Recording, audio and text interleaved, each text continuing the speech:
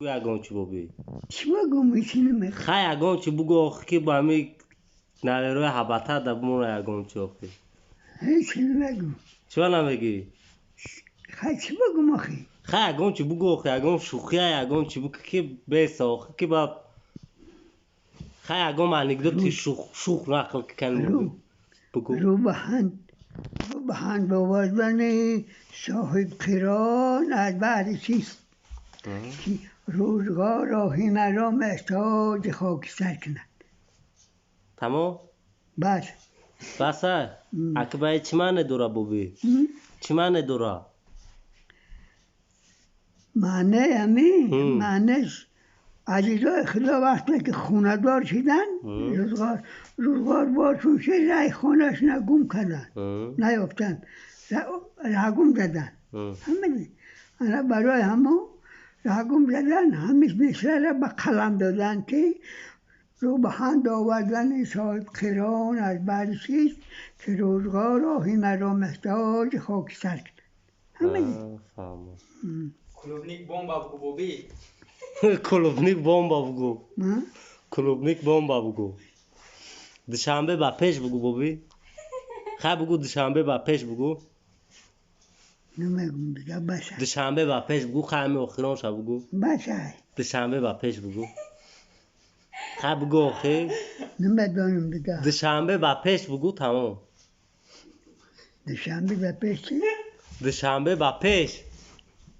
نمیدانم نمیدونی آقای بگوی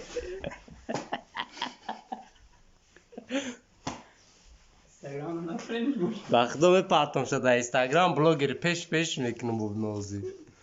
این بابی 90 چند شدی؟ 90 چند شدی خیلی بگو یخی به بابی و بسوزانی خماره بینم خیلی بگو خب بابی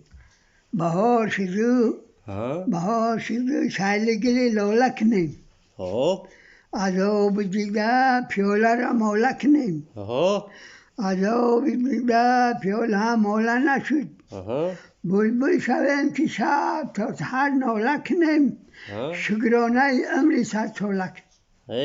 هزار رحمت بابی هزار بای رحمت نخون مرا زن بته چون میکنی بای میخونی در پیش من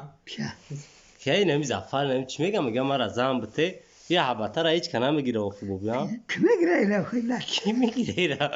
با میگم بیا گوسپند بکشیم زنت بته میگه نخو با گوسپند زن بگیری مرخ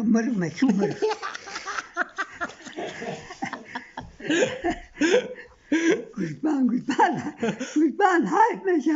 مرغ گرفتن در خورایده خدوره یکان مرغ گردن میزنه یا آش میکنیم تویش میکنیم خیلی میشه بابی خیلی بگو همارا خیلی بگو همارا خیلی